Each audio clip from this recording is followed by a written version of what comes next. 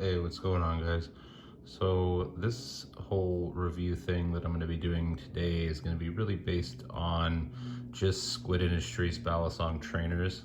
There has been multiple trainers on the market, and then there's obviously, there's the kind of like the guide that you can look for as far as price point and all that kind of stuff.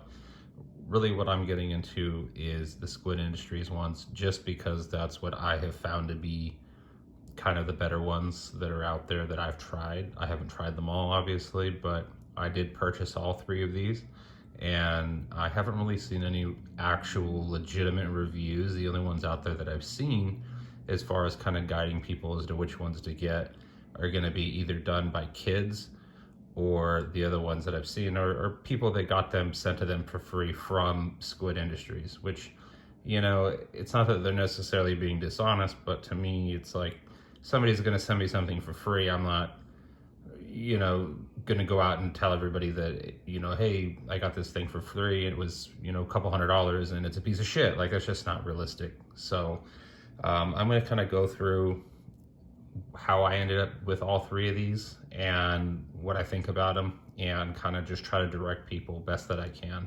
So starting out, we have the Squiddy B, which is basically just like a plastic type deal. They can call it whatever the fuck they want, but it's plastic. Just put cards on the table. You have the Ink Series Mako, and then the Ink Series Triton.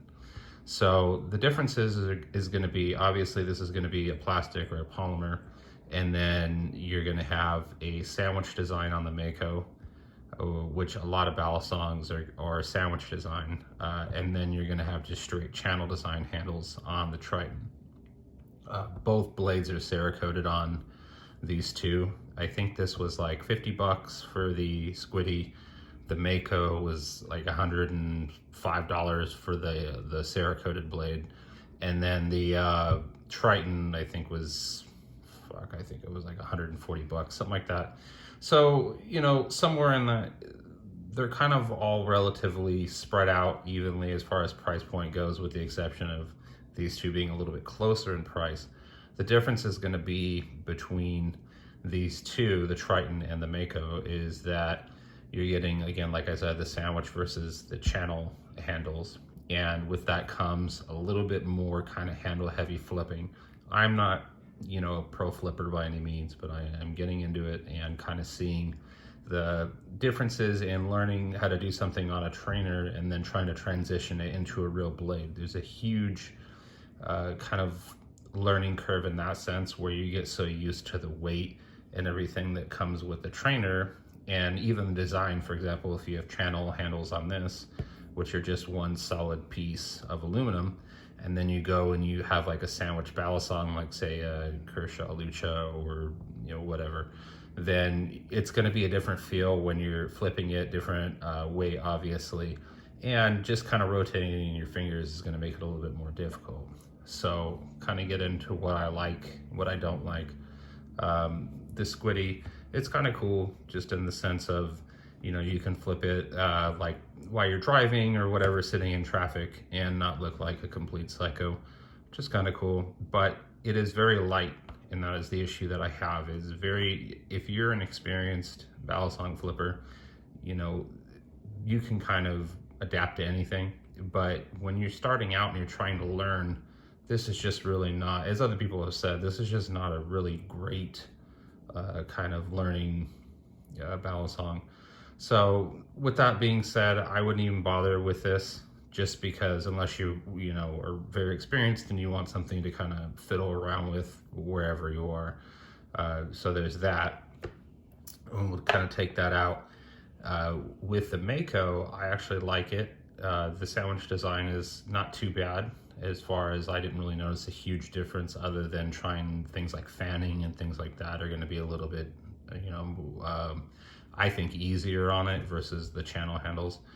But, one thing that I did not like about the Mako was that they added this shark fin here at, on the top, which I get it. It's like a bottle opener, shark, whatever.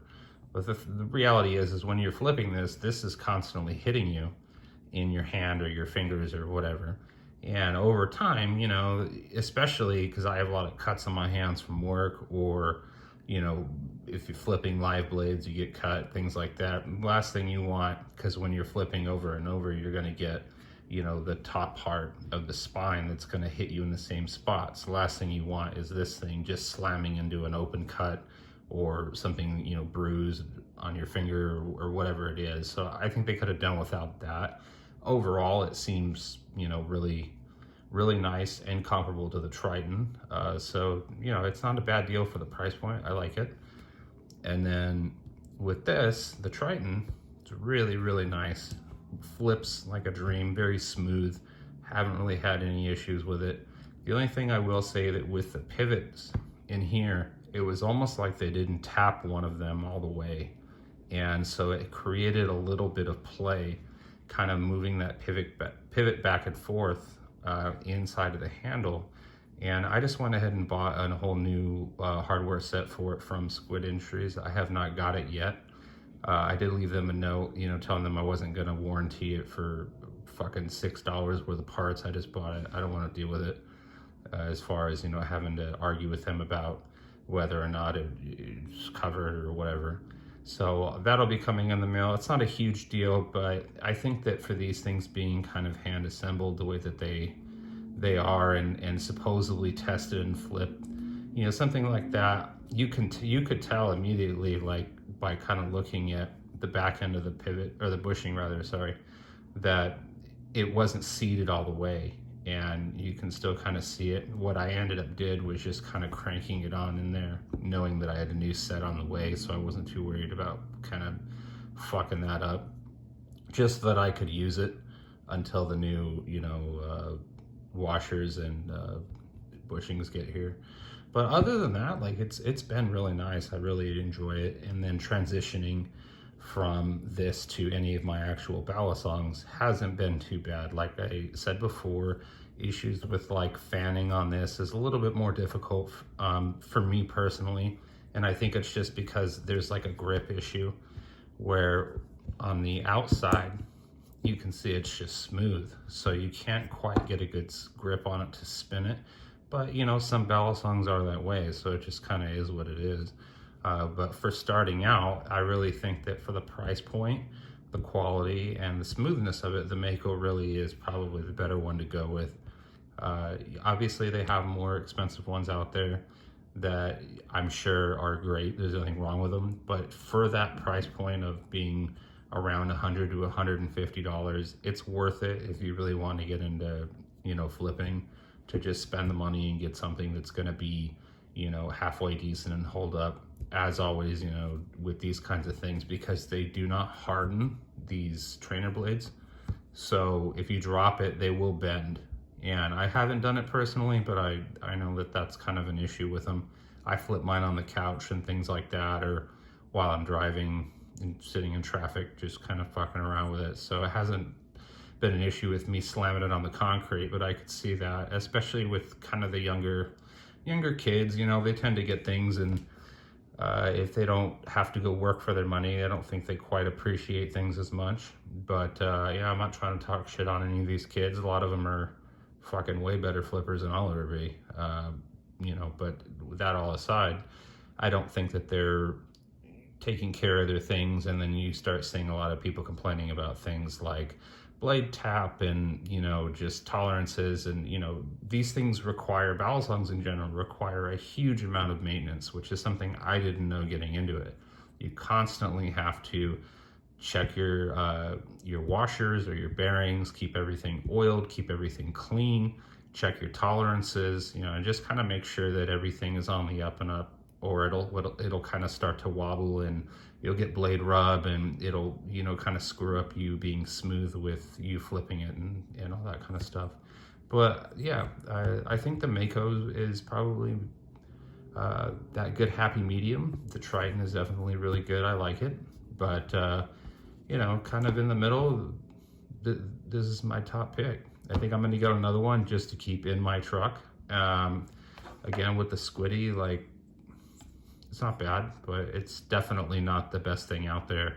It's just, you know, a plastic fucking fidget spinner. is really all it is. But yeah, that's pretty much it. That's my opinion on it. And I hope this helps somebody out there to not waste their money on, you know, trainers on Amazon and things like that. Those are all garbage. I've tried them and I just immediately sent them back. Screws all fucking fly out of them and all that.